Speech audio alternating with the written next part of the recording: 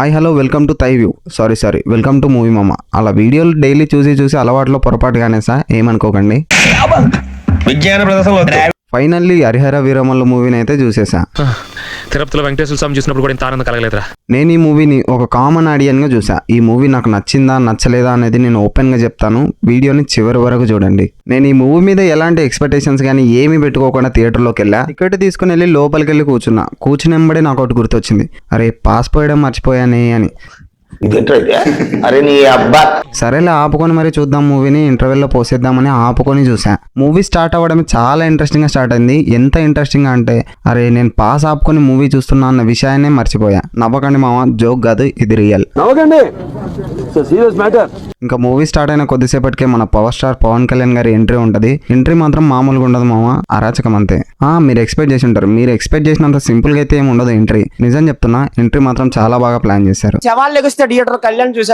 ఇంకా మూవీలోని క్యారెక్టర్స్ అన్నిటిని మనకు మెల్లమెల్లగా పరిచయం చేస్తూ ఉంటారు. సో ఆ క్యారెక్టర్స్ గురించి మనం పూర్తిగా తెలుసుకుంటాం. లిటరల్లీ ఆ క్యారెక్టర్స్ కి మనం చాలా బాగా కనెక్ట్ అవుతాం. ఎంతలా అంటే పక్కనోడు పాప్కార్న్ ఇస్తున్నా వద్దనేలా. అసలే పాప్కార్న్ రేట్లు చాలా ఎక్కువగా ఉన్నాయి. పక్కనోడు పాప్కార్న్ ఇస్తే మొమాటం లేకుండా తీసుకోండి. ఇంకా ఫస్ట్ హాఫ్ లో నాకు నచ్చిన విషయాల గురించి నచ్చని విషయాల గురించి మాట్లాడుకున్నాం. ఫస్ట్ గా నాకు నచ్చింది ఒక ఫైట్ సీన్ ఉంటుంది. ఆ ఫైట్ సీన్ మాత్రం చాలా బాగుంది. నిజానికి ఆ ఫైట్ మాస్టర్ ఎవరో నాకు కూడా తెలియదు, మీకు తెలిస్తే కింద కామెంట్ చేయండి. అండ్ మెయిన్ గా చెప్పడం మర్చిపోయా, ఫస్ట్ హాఫ్ లో మన హిస్టరీ గురించి ఎక్స్ప్లెయిన్ చేస్తారు. చాలా నీట్ గా క్లీన్ గా ఎక్స్ప్లెయిన్ చేశారు. సో పర్టికులర్ గా ఆ సీన్ అస్సలు మిస్ కాకండి. నీకు హిస్టరీ అంటే ఇంట్రెస్ట్ లేకపోయినా కూడా తప్పకుండా చూడు. ఇంకా ఓవరాల్ గా ఫస్ట్ హాఫ్ గురించి చెప్పమంటే, ఫస్ట్ హాఫ్ ని పవన్ కళ్యాణ్ గారు అలా తీసుకెళ్లారు. ఇంకా ఒక మంచి ఇంటర్వెల్ బ్యాంక్ తో టైలెట్కి వెళ్ళమని పెద్ద స్క్రీన్ మీద చెప్పారు. సో సెకండ్ హాఫ్ స్టార్ట్ అయిన కొద్దిసేపటికి మనకు ఒక కొత్త క్యారెక్టర్ ఇంట్రొడ్యూస్ అవుతుంది. ఆ క్యారెక్టర్ ఏంటనేది కూడా రివీల్ చేయను. సెకండ్ హాఫ్ స్టార్ట్ అయినప్పటి నుంచి ఎండింగ్ వరకు మనకు మూవీ అస్సలు ఎక్కడా బోర్ కొట్టదు. అండ్ పవన్ కళ్యాణ్ గారు చాలా ఇంటర్వ్యూలో ప్రెస్ మీట్ లో చెప్పారు, ఈ మూవీలో ఒక ఫైట్ సీన్ ని తనే కొరియోగ్రాఫ్ చేశాడని. ఆ ఫైట్ సీన్ మాత్రం లిటరల్లీ నిజం చెప్తున్నామమ్మా,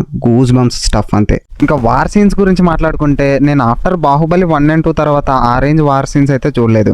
మళ్ళీ ఇంకా చూడనేమో అనుకున్నా, బట్ సర్ప్రైజ్లీ హరిహర వీరమల్లో వార్ సీన్స్ చాలా బాగున్నాయి. ఇంకా క్లైమాక్స్కి వచ్చేసరికి ఒక మంచి ట్విస్ట్.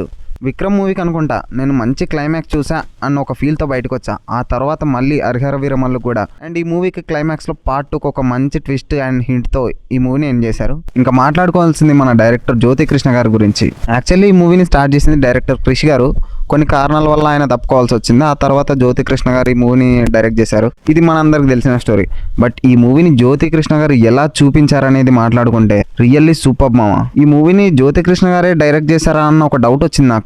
ఎందుకంటే ఆయన నుండి ప్రీవియస్గా వచ్చిన మూవీస్ అంత గొప్ప మూవీస్ ఏం కాదు, బట్ హరిహర వీరమల్లు మాత్రం తన కెరీర్లోనే బెస్ట్ మూవీగా నిలిచిపోద్ది. ఇంకా ఇప్పుడు ఈ మూవీలోని యాక్టర్స్ యొక్క పర్ఫార్మెన్స్ గురించి మాట్లాడుకుందాం.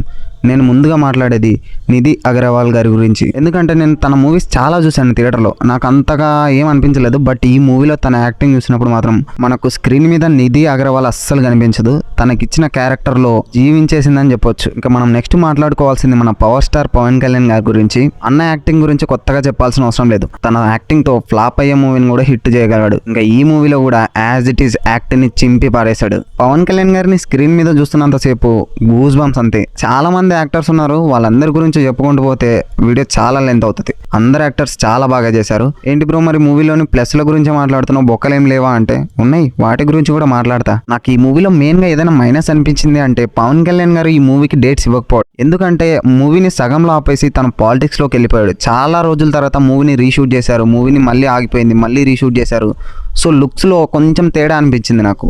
ఒక సీన్ చూస్తున్న తర్వాత ఇంకో సీన్ వస్తే ఈ సీన్కి లుక్స్ తేడా అనిపిస్తున్నాయి అన్న ఫీల్ వచ్చింది. బట్ అది మనకు కొన్ని సీన్స్లో మాత్రమే అబ్జర్వ్ చేయగలం, ప్రతి సీన్లో అలా ఏమి ఉండదు. ఇంకా నెక్స్ట్ మైనస్ ఏదైనా ఉంది అంటే కీరవాణి గారి మ్యూజికే. ఏంటి మామ ఆస్కార్ విన్నర్ని అంత మాట అనేసావు అంటావా? నిజం మామ, సాంగ్స్ వరకు పర్లేదు, బాగానే ఉన్నాయి. బట్ బీజిఎం ఏదైతే ఉందో, ఒక RRR, ఒక బాహుబలి 2, ఈగా ఇవి ఏ రేంజ్ లో ఉంటాయి. బట్ ఈ మూవీలో బీజిఎమ్స్ మాత్రం అంత ఎక్స్పెక్ట్ చేయకండి. చాలా రోజుల నుంచి ఒక డౌట్, కీరవాణి గారు రాజమౌళి గారి మూవీస్ అంటే ఆ రేంజ్ బీజిఎమ్స్ ఇస్తారా, వేరే వాళ్ళకి ఇవ్వరా? ఇంకా నేను ఈ మూవీ గురించి ఎక్కువ చెప్పను మామ.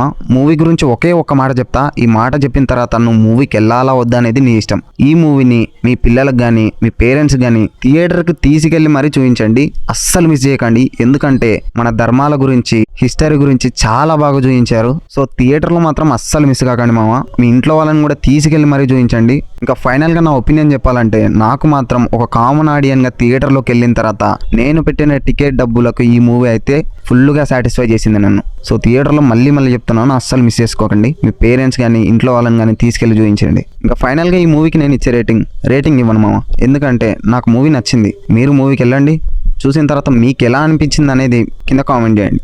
మరి ఉంటాను మామ. ఇలాంటి వీడియోస్ మిస్ కావద్దు అనుకుంటే ఆ సబ్స్క్రైబ్ బటన్ నొక్కి బెల్ బటన్ ఆన్లో పెట్టుకో.